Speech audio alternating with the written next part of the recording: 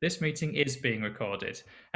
So we've got three panelists this lunchtime. If I could ask each of you just to very briefly introduce yourselves and say a little bit about the company that you're representing. So if we could start, please, with Louise. Hi everyone, my name is Louise Garner. I'm the General Manager of Northern Opera Group, so I work with David. We're a company based in Leeds, as David said, and we have been going now for almost 6 years. And the main sort of big piece of work that we do every year is the Leeds Opera Festival, which is coming up this August. We do it every August bank holiday, but we also do a range of other professional and community shows as well throughout the year. So we've done things at the Corn Exchange in Leeds, we've done things at Morton Town Hall. We really try to be kind of a all-encompassing needs-based company. So yeah, that's me. Thank you. And Guy, please. Hi, my name's Guy Withers. I'm the Artistic Director and CEO of Waterperry Opera Festival. This year will be our 4th year. Waterperry is a country estate outside of Oxford, southeast of Oxford, and every year in August we host a festival of opera, normally between 5 and 7 productions, very site responsive, mostly outdoors, and a huge range of different operas and musical events, and that's in August every year. Thank you. And finally, Jonathan, please. I'm just unmuting myself. Hi, my name's Jon Lyness. I'm the Music Director of Mid Wales Opera, a company that has been going for 30 years. I've been the Music Director since 2016. I also work at a number of other opera festivals and for various opera companies, mostly summer festivals, places like Loughborough and West Green House. And I'm the Music Director of Opera Project, which I co-founded with a fellow student of mine in 1993. Thank you very much. So before we go into some of the nitty gritty, again, briefly, it'd be great to kind of just have a look at how each of the companies goes about casting from a kind of a practical or logistical perspective. So not necessarily artistically what it is you're looking for, but kind of practically, how do the companies actually go about with auditions and putting singers together for productions and festivals. So Louise, if you could kind of outline how Northern Opera Group goes about doing that. Also, we actually employ over 100 freelancers every year, so we don't audition for every single thing that we do, because that would be all of our time spent in auditions. So what we generally tend to do is hold what we call general auditions, probably every 18 months or so, where we see people. Hopefully what we're trying to do more of at the moment is with other companies as well, so that the singers, maybe you feel a bit more like you're seeing more people rather than just us. And then it kind of is one of those things where we don't tell you whether or not you're a yes or a no, because you might be a yes for us in 2 years' time. So that's kind of how we go about it. We generally just put a call out, audition oracle on our website, on our mailing list, make sure we're on that. And as I say, we might not contact you straight away. That doesn't mean we're not interested, basically. What we also tend to do as well is have, we ask them to sing something in English, because all of our repertoire is sung in English. And we generally like to have a little chat with you as well. So instead of just sort of coming in, singing for 4 minutes and then leaving, we like to know a bit more about you, because we want to work with people who get on with us as well. So yeah, just kind of give you an example about that. So we had general auditions in 2016 and saw a singer there, and they're working with us for the first time this summer. So it's taken 5 years, but we finally found something we work together on. So yeah, general auditions. It might not be tomorrow, it might be in 5 years' time, but that's how we like to do things. Guy, how does it work with Waterperry? We haven't as yet done general auditions, and that's because we try to do things much more specifically depending on the project. Because we do quite a variety of different sorts of projects, and our Waterperry Festival is an opera festival, but we do large-scale opera as well as things that move more into the realm of song, or we do lots of family-based work. So we're looking for people with a wide range of skills, not just singing and acting, but maybe dance or puppetry or lots of different things. And so regularly we might hold a specific call out for people with specific skills. And that's really our approach. You know, we're not looking necessarily for the best singer or whatever. We're looking for people who will fit perfectly into this mold of this production that we're looking for. So generally speaking, although of course things have been different more recently, we've held auditions for all our projects and done a call out for people with specific skills or specific interests for our different projects, depending on what our program would be.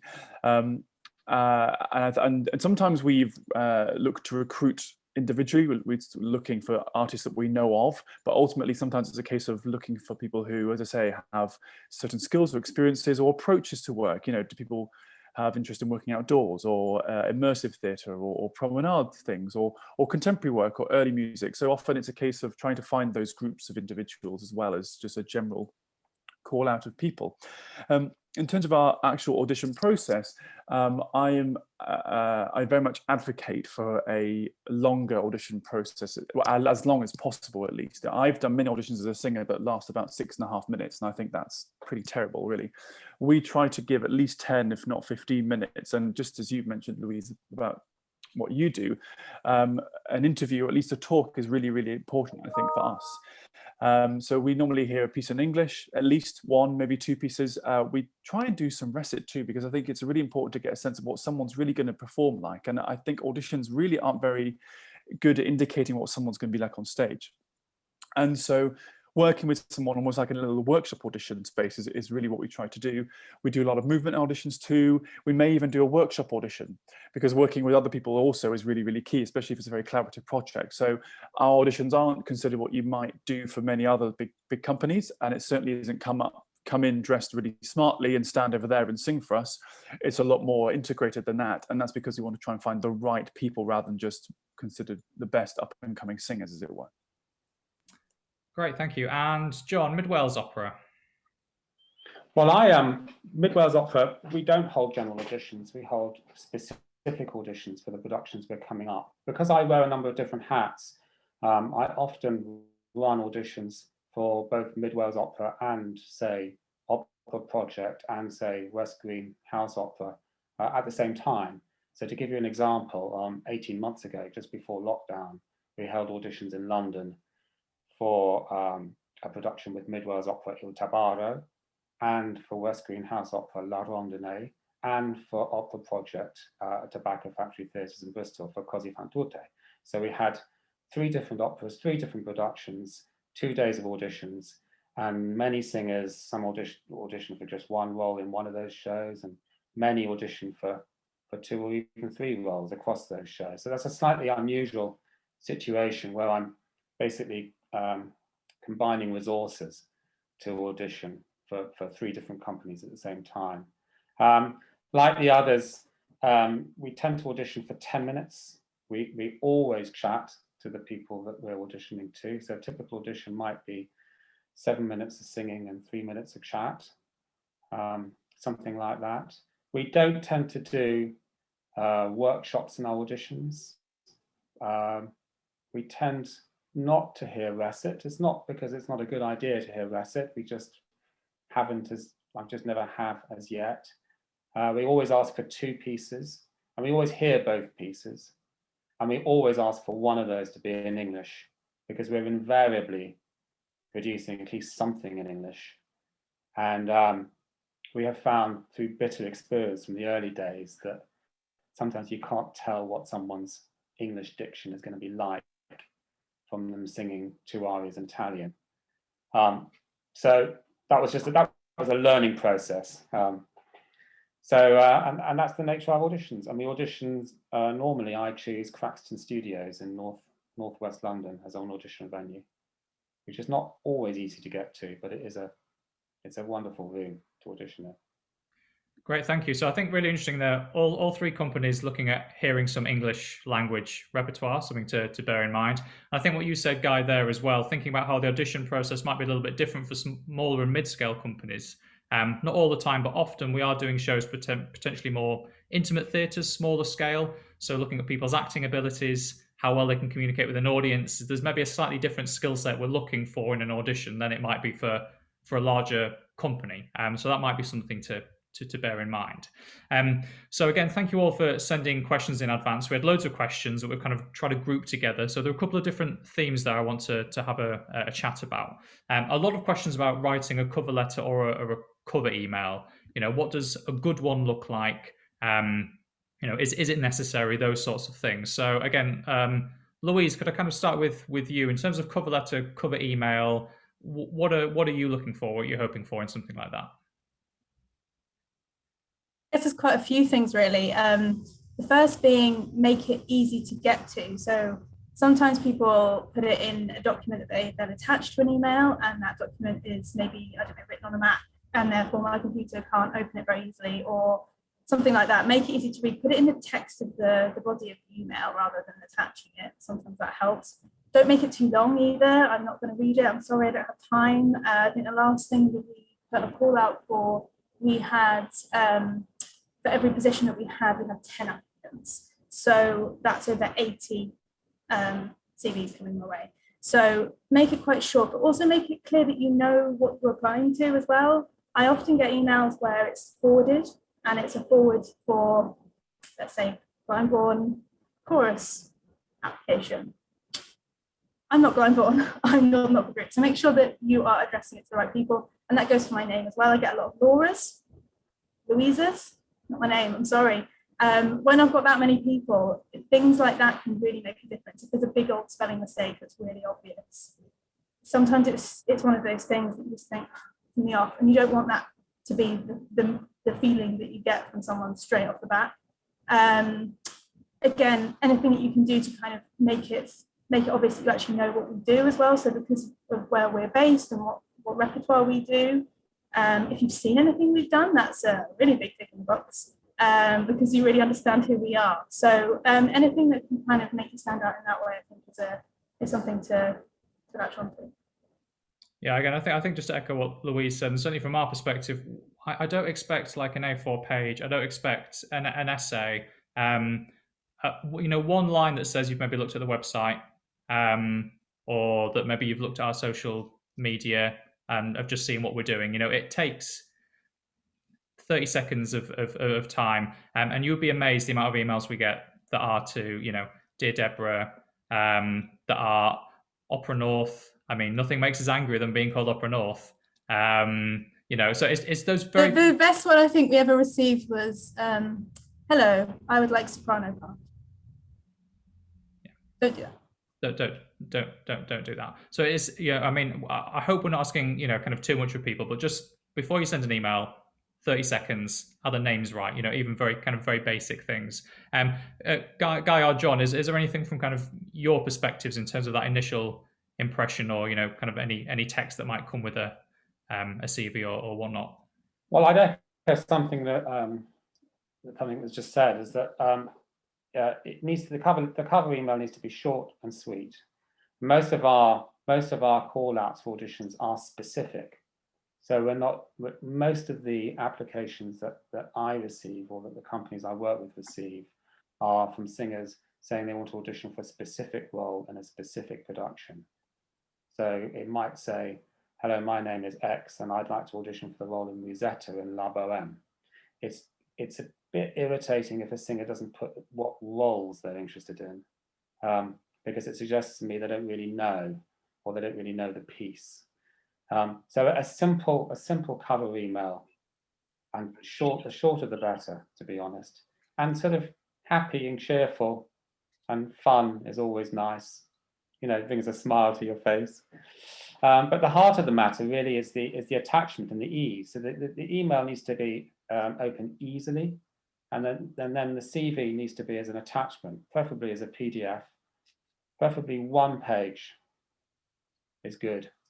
Something that can be printed out on a black and white printer easily, without it looking bad. So a color photo is all very well, but if these things get printed out, it's not going to show up. So a black and white photo is probably best on the CV. And I'll just tell you something, about a quarter of the CVs I receive, it's got a name on the top and they don't say the voice type. In fact, they don't even say what they are. It just says Fred Blogs and then continues from there. So a name and a voice type and a photo at the top of the CV, at the top of the one page, as I would have thought a bare minimum. And then preferably some contact details at the top of the CV is always helpful as well. Again, it's always surprising how you get things sent and you actually have no way of necessarily contacting them. Maybe the email address, obviously, it's been sent from, but apart from that, there are other things maybe missing. Was there anything from you, Guy? Yeah, a couple of things. I'd like to reiterate both what Louise and Jonathan said. I once got Dear Gary, which was quite interesting. I mean, Guy is pretty short, and it's. I also had the Waterperry Opera Festival, which I thought was interesting. And also, when we were holding auditions for Così, someone said, "I'd like to audition for Donna Anna in Don Giovanni." So sometimes the simplest of things where you think, well, clearly you haven't thought about this, or you just haven't taken the time to look. And I think when you're looking at hundreds and hundreds of applications, it's easy to say, well, this person doesn't meet the mark because they haven't even thought about it in the first place. So I think that's pretty clear. Talking about CV particularly, I agree it shouldn't be too long. It's about quality and not quantity. And also, I don't want your CV to be a list of your achievements or biography, because I'm going to read your CV as well. Your CV there is going to be telling me what you've been doing recently and whatever. I'll talk about that in a second. But your cover letter should be about why you think this opportunity is perfect for you, why you are very interested in working with us and what we do specifically, and to put forward a genuine interest in our work. If, as I mentioned before, might be auditioning for a specific kind of project. We never really do anything off the shelf in terms of opera, really. So everything's going to have something very uniquely attached to it, whether it's how we do it, the space we're doing it in, or whatever. And so why does that interest you? Why so why do you want to come and audition for our production of some opera that has puppetry in it, or it's going to be Promenade, or it's going to be this or that or the other, or working with a certain director? I don't know, but I need to know that you just don't want to do a role because you want to do a role, but actually you want to work for my company, and that's really, really important. And whether you've heard about us or you've read up about us, that really helps. I wouldn't recommend just copy and pasting sort of mission statement spiel from website, though, because it's quite clear that you just sort of looked and thought, okay, well, I'll put in that they do this, that, or the other. Being specific is really great. Being general is not. Oh, I hear you're a good company and you've been doing good things, blah blah, and that's great, but it doesn't make me think that actually working with me this year in this project with these people is what you need to do. So yeah, I think in terms of a cover letter, that's the key thing. Getting across in a not a lot of words that you want to work for me, or you want to work for my company, and it's a specific project, and you have the skills and interest to want to be part of it, and you want to learn more about it, really. I think that's key. And then going back to the CV, I reiterate what Jonathan says about clear information about who you are and what you've done, how to contact you. Keep it really simple. Also, please no biographies in CVs, because I don't want to read through that you once came from such and such, or blah, blah, blah, blah. That's a conversation we can have in person if I want to learn more about you. If I'm reading lots of CVs, I want to know where you studied, what simple prizes you've won, get a sense of where you're at in your career, what roles you've done. But then again, keep it short. I don't want to be learning about, you sang in a youth choir when you were 12 somewhere. I don't think that's necessarily, unless it's specific to our project, going to be useful. And I think take out any irrelevant information that you just don't think is going to be suitable for what I'm applying for. So your CV, I think about it as something that you tailor to every single thing. So if you're writing to me, Jonathan, Louise, or David, it shouldn't be the same CV each time. I think it should be about, okay, what things clearly go into every time? What are your headline sort of experiences, the shows you've done you're really proud of, or with the best companies, or your prizes, or where you studied? But it might be that this song project was really might be a thing that makes you unique to this sort of thing, or that, I don't know, these certain roles you did might be suitable. I think tailoring, at least for me, I can't speak for the rest of those on the panel, makes me think, okay, you've thought about applying for me and my project specifically. I think I would second that as well. So, yeah. The other thing I would say as well is I don't need the whole history of everything you've ever sung in your whole entire life.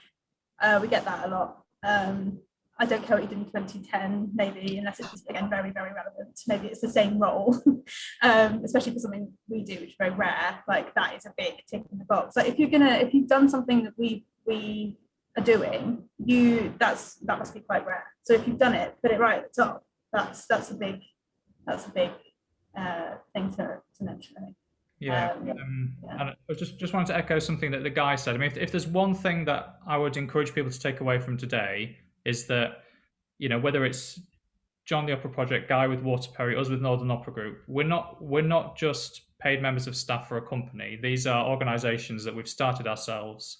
We're either not paid or we're not paid very much to do to do quite a lot of work. That, you know, these organisations really are very important to us. So please don't write a gigantic essay, but just bear in mind when you're contacting us, you're contacting people who have put a lot of blood, sweat, and tears into the organisation. So, you know, obviously we're quite keen to see that people at least get our name right, or whatnot. So I think that's the main thing just to bear in mind. We've got one specific question about CVs, which I think is really interesting, which I'd just like to cover. How do I make my CV look good when I don't have much experience yet? That is a really interesting question. Do any of our panelists have anything to say on that? Yes, Guy. I don't think that matters too much, actually. I don't think it really matters if you haven't got a lot of experience, because there are fantastic singers all the time coming out of study or, you know, breaking through it, doing a competition or whatever. So we're aware that there is going to be the next star out there or next generation of stars. So it's not necessarily about, oh, I've done this chorus contract or I've been here, blah, blah, blah. I think it's about seeing what your trajectory is. And if you've got a few things that you're really proud of them and they're really good quality, that's okay. And to be honest, if I'm looking at a million CVs, I'm looking at the most recent stuff, I'm looking at the best stuff, I'm looking for companies I recognize and roles I recognize. I don't want 50 roles, because that's not, you know, 5 is fine, or even, you know, or 10 at the max. I just want to say, okay, what have you done? And what you're most proud of, and what's the last thing of the highest quality that you've done, and okay, so where are you off, where are you going to? And that's fine. You know, don't be ashamed if you've just come out of college and you've just done a chorus thing at a uni, or you've done a small role here, or you've done whatever. That shows me where you're at and shows me what your potential is, and that's all I really care about. Is there anything from you, John? Or will? Yeah, I'm quite intrigued by this idea of tailoring a CV for different companies. I mean, in an ideal world, that would be amazing. But I'm not 100% convinced. I think the best thing that a CV can be, just to keep it really simple, is one page with a photo on the top and your name and your voice type and your contact details. And if you're willing to give it, your date of birth. That's quite important, because at Mid Wales Opera, we have a commitment to casting 50% of our roles with what we define as young artists. And young artists are people who are within 5 years of leaving training or under the age of 30. So if we know your date of birth, that could be quite good. That's quite good information for us. And then underneath that, the dates of your education and training, and then the dates of your most recent roles, going backwards chronologically. And a CV, as Guy has said, in fact, both Louise and Guy said, a CV is not a biography. It's not descriptive. It doesn't include sentences that are lavish and say you hail from X, Y, and Z. It doesn't even include press reviews. It just simply says the roles that you've done, and that can include roles at college, and it can include scenes, and a little bit of concert experience and a little bit of oratorio experience. And that's about it. It's pretty minimal, but it's very likely to get read if it includes, you know, if it's simple and succinct. So that's what I would say. Well, I said we might not all agree this lunchtime, and I'm probably slightly more on Jonathan now. It'd be lovely if people did think about changing their CV, but I'm not too bothered. I mean, from our point of view, as Louise said, because everything we do is quite rare repertoire, it's very unlikely you've ever sung it before. So actually, for me, if I can just see what roles you have done, I can sort of get a sense of your voice. Well, I quite often look through these roles, and it interests me. I mean, I've got a CV sitting in front of me at the moment, and the second role is Concepcion in L'Espagnol. I mean, that's popped out at me. So, you know, if there are a dozen roles down there, you quickly see if there's something unusual that they've sung. I mean, it's tough being a young singer. It's tough knowing the work that's out there. It's tough even hearing about auditions. lots of singers just don't hear about auditions.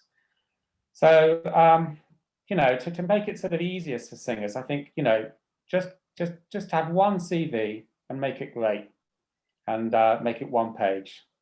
And then for someone like Louise or someone like Guy, in your cover email, you could say, look, I particularly love the fact that you're doing this piece by Dvorak, because I sang this role by Dvorak, you know, 2 years ago, and I loved it, and no one else has done it. So this is why I'm interested. That could be on the cover email. Yeah. Great. Let's scoot on to the actual kind of audition itself then, and a lot of questions about online auditions or video auditions, because obviously that's what we've become used to. I mean, people asking, you know, are you thinking that you will continue with accepting kind of videos going forward, and you know, what are some kind of top tips for making a recording or a video recording? I think very briefly for me, as Louise said earlier, is it easy to access? The amount of links we get that we click on and they've expired. Or it's against a WeTransfer and it's expired, or a Google Drive link and it's password protected. Again, look, we're very sorry, but if we've got 100 people to look through, and I can't access your video, then I'm sorry. That's we don't necessarily have the time. It's just the reality of it. Create a free YouTube account, upload it for free on YouTube, create a private link. That's the best advice I can give there. And then the other thing for videos, very basic, is don't make it distracting. Quite a few videos, someone walks in, that can happen. Just re-record. Even things like there's something really weird at the side of the frame. Again, just the reality of it is, I'm sitting down with 100 videos to watch, and there's anything that is going to distract me or is not going to kind of keep me on track. There are just so many to look for. Just try and keep it easy to access, kind of nice and plain and straightforward. That's a very straightforward kind of practical thing. Jon, Guy, on videos, kind of, is it something you think you're going to continue with, and what are some kind of tips for people making video submissions? Well, I've got to say, I very rarely cast a role from a video. I mean, I can see the videos perhaps have their place, and certainly maybe more so now than they did a few years ago. I have cast roles from videos, probably 3 or 4 times in the last 20 years, something like that. Generally speaking, the people that we cast are from a live audition. So if a singer wants to make a video and send it, then that's great. But it's probably unlikely to decide to be the deciding factor on whether we call someone to audition. So that's just from my point of view. Louise and Guy might, and you, Dave, might be different in this respect. So I don't have a huge amount of experience in knowing how best to make a video. I completely concur with what you just said, David. Make it easy to get to, and don't have any kind of squirrels or pigeons mucking about in the corner. Keep distractions away. Guy, what about Waterperry and kind of videos and whatnot? Are they something you're going to continue with, and what you're looking for? Well, I think videos, for 2 reasons. Videos, because I think of how technology has moved on. I think it's pretty common now for people to have websites and to have videos on those websites. And so that's really good. It's a great way of us sort of being introduced to new singers and sort of seeing what they're like, getting their energy very simply. As Jonathan said, in the last 4 years, we've cast 1 person purely from video, and that was because it was the middle of the lockdown, and we needed to cast somebody, and you just can't see somebody in person. And so I cast that person via video, but I had lots of videos of them, and I spoke to their agent, and so it was a long conversation. I don't like it though, because, and I think I've mentioned this before about how we do sort of workshop auditions, I really like to meet someone in person. And that's for 2 reasons. I think you really can't get a sense of what an audience will experience unless you see that person in person. I want to shake someone's hand. I want to get the sense of what they're like to work with, how do they respond to me? Because that's a really important thing for me. I'm not looking just for a singer, I'm looking for a colleague. And so I don't think you can get that from just a video. You can get a sense of that from a cover letter a bit, or from an email, and I certainly will cross people off a list if I don't think they've written an email nicely or whatever. A sense of whether they're the right people for us is really, really important. But videos, I think they're a useful tool. So I received plenty of emails saying, when you're holding auditions, I'd love to be considered. Here's some video of me. That's nice. I can, if I've got time, I'll look at the videos and think, okay, are there somebody I'm interested in the future or not? That's great. It's a useful tool. And one of the first things I do once I get a cover letter and a CV and I think someone's of interest, I will click on their links if it's in their CV, or if it's a website link, that's fine as well. Sometimes websites, for a bit more information, that's where I want to go. That's where I might read reviews. That's where I might read a biography or might see some video content. So it's, again, useful tools to sort of see if someone's the right sort of person, especially as, and I didn't mention this before, if they've got other skills that might be particular to our project, whether you do circus or whether you are particularly experienced as an actor in something, or you're a great facilitator of workshops, and maybe you have some information on that or videos of that on your website. That's useful to have. But really, for me, a video might be a stepping stone to saying whether or not I might consider holding an audition and inviting you to that audition. But for me, it's never going to be replaced by video. I don't know if there's anything you want to add there, Louise. I mean, again, as I said before, there are things we'll kind of disagree on. We can't necessarily reach a consensus between us. I mean, we've cast quite a lot of people from videos or whatnot, not just this year, but actually over the past few years. I mean, we really cast our net as kind of as far as we can. So for us, we don't mind so much. I certainly think it's something we'd like to do going forward. We are very mindful that when you come and audition for us, you've probably often had to come quite a long way. There's probably been a fair bit of a cost involved, and we are very mindful of that, which is one of the reasons we try and have longer auditions. And I think it's one of the reasons why videos is something we will, still be really keen on going forward. Particularly when sadly so many of you live in London and you're missing out on wonderful Leeds and Yorkshire, but that's your loss. Louise, anything? Maybe, David, just to cut in there, maybe you guys should audition in London. Well, that would kind of against our whole thing. really pain us to have to go to London, Well, we as Mid Wales Opera will audition in London. We don't expect people to come to Mid Wales to audition. It's something we've thought about. Probably not right now. As Louise said, what we're trying to do more of is audition with other companies. So last time around we had joint auditions with Charles Court and Hull Urban Opera. So try and make it worth your while for coming up to Leeds and having a lovely day in West Yorkshire. Louise, anything from you on the video front? Yeah, I think the other thing I was going to say, because obviously the most recent batch we did, sometimes people would have a backing track rather than a pianist in the room with them. And I know that might be like a COVID problem, but I would say going forward, try not to do that. Try and have a pianist in the room with you. And the other thing I was going to say as well was kind of surrounding the website thing. I really like it when people have a website, as Guy was saying, when everything's all in one place, lovely, I can see it all, that's great. If you're kind of absent from the internet, whether that's social media, website, and it's not terrible, but I'm a bit like, why? In this day and age. So I would say as well, bear that in mind. If you've got social media links and you use it, and great, put those in your cover letter or your CV as well. Yeah, absolutely. And again, if you do have a website, keep it up to date, even if it's 10 minutes a month. The amount of websites you go on and it hasn't been updated in 10 years is a concern.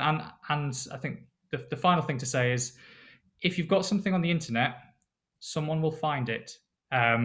That sounds a bit creepy. What I mean is, if you've got a video that's on YouTube that's been there for years and years and you don't like it, make sure to take it down. I'm often Googling singers, and I'm sure I've come across a lot of things that people, would maybe not would rather were not on there, but just haven't really thought about. So I think just bear that in mind. Google can be a best friend, and it can also be something just to be mindful of. I think I would just echo Guy. Actually, I think that the video thing is a useful tool.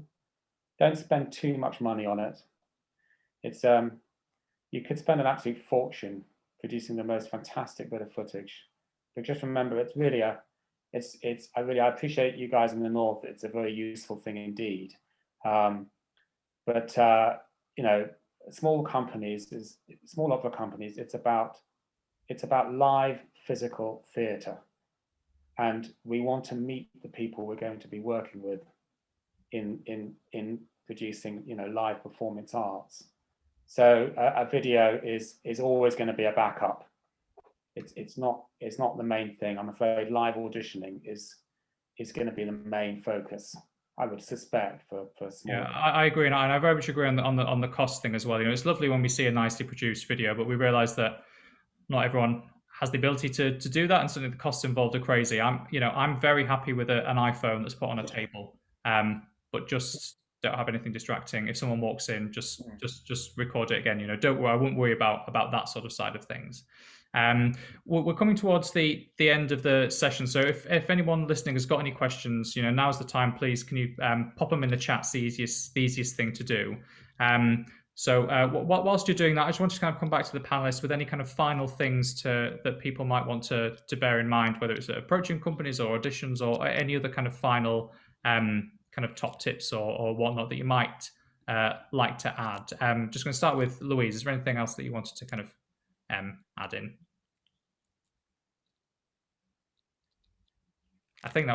Don't think so. I think she's gone silent. Guy.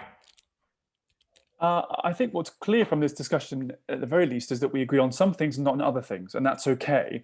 I think we all agree that simplicity, quality over quantity is good. I think we all want to be able to access your information, understand who you are, and what you can deliver. We all agree on that.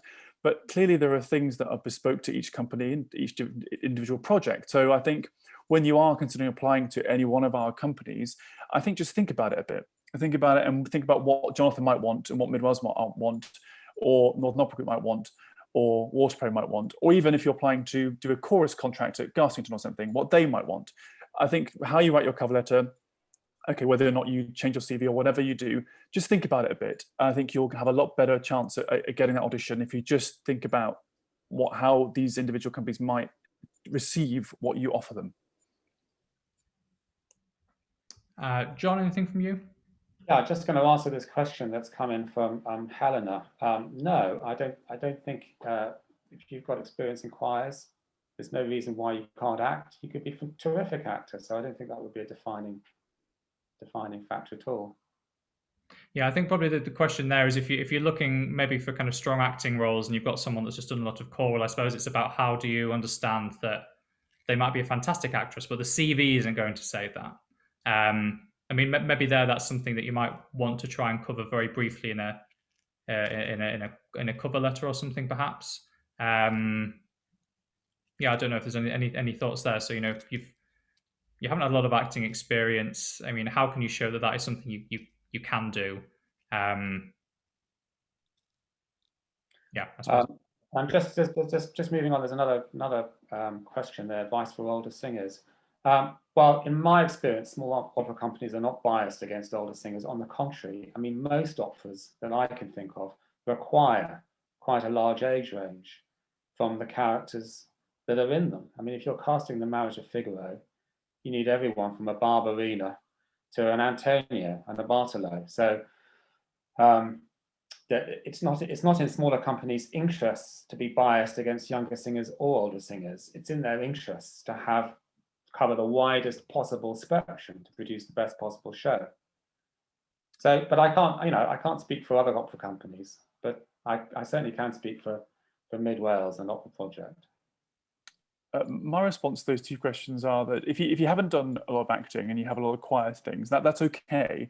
But I think I would ask why opera now for you? So clearly, if you're doing lots of choir stuff, why is opera the thing you want to be doing, and why working with me? So I think that would be in the cover letter thing to say maybe I haven't done this, but I've always wanted to, or something like that, or whether you've done some community theatre or something to say that you are ready to step up. I think that's that.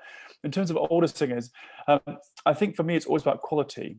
I don't think it really matters who the person is that much. If I'm casting, as Jonathan says, Marriage of Figaro, I think I'm looking for quality singers and quality performers for those roles. Age doesn't matter too much. I think it depends really on who else the cast is going to be. If I'm casting a very young Figaro, then maybe Bartolo's not too old. But if it's an older Figaro, then it needs to be a much older Bartolo to be his father. So I think quality is what I'm looking for, really, not necessarily I want to cast loads of young singers necessarily. Yeah, I mean, I think in terms of older singers, I would say the vast majority of people that get in touch with us tend to be younger, which is one of the reasons why you probably see a lot of younger singers on our stages. It's the kind of the law of averages. But I agree with Guy, and again, this is something that I know singers are always told, and it's so hard to kind of take. But when we're putting production together, there are so many different things to balance. As you say, if you're casting a younger person for X, maybe you need an older person for Y or a younger person for Y. It is. Sometimes you're a fantastic performer, everything's great. It's just not happening this time. So I know it's always easy to say and and hard to kind of take. I completely appreciate that, but it is just kind of the way it is. I mean, I would say we're certainly not biased. I would welcome many more applications from older singers in general, because we tend to get younger singers, which is lovely. But balance is always good. So yeah, I mean, potentially one of the questions there we sometimes get asked is, I'm an older singer and I've had a break for 15, 20 years. Again, I think that's fine. I think, address it. You've been away doing other things or whatever it might be. Just, that's why there's a big gap. Just let us know, and that's absolutely fine. Well, one final question then. Acting performance experience from school relevant. I was involved a lot, but it was a few years ago now. Again, I think from my point of view, I would probably want to see it. If it wasn't that long ago, particularly, again, as Guy, you were saying, it shows that interest. It shows it is something you're really keen on. Maybe now's the time you're ready to kind of jump up and take it to the stage. So for me, I think I'd be happy to see it in there. I don't know what your thoughts might be. From me, I would say that it really depends. I think it depends, how long ago it was. I think it depends how relevant it is. If you're that person, for instance, who's done a lot of choral work and is trying to move into opera, and you have some school theatre experience, that gives context. That's really helpful. Say we're doing magic flute and there's a lot of text. It's vital for me that the performer has experience speaking spoken word. So you say, okay, well, I did 2 Shakespeare plays in sixth form, is great, because it makes you think, okay, you know what you're doing with text. That's great. Good to know. My biggest fear casting my magic flute is we get a great singing Tamino and Pamina, but they can't speak for anything. So I think it's about context, it's about relevance, and figuring out whether that's the right thing for this application, I think. Great. Well, thank you very much. Thank you very much for joining us. Thank you very much to our panelists. I realize that this session has all been about what it is that we want, but we do also really want to hear from you as well. We'll be sending across an anonymous feedback form, so any feedback you give us will be anonymous at the end of this session. If there are things that you think that we as companies or kind of the smaller and mid-scale sector in general could do to make things easier for you, or things that we might not be thinking about, please do let us know. And we'll certainly share it not just with Jon and Guy, but other colleagues as well. So do let us know what kind of you need from us, as well as the other way around. That is really important to us. So thank you very much for joining. A big thank you to Guy, Jon, and Louise for joining us this afternoon. And again, if there's anything you want to kind of ask us individually as well, I think all of our details are very publicly available. So please do get in touch. Thank you very much, and have a lovely rest of your days. Bye.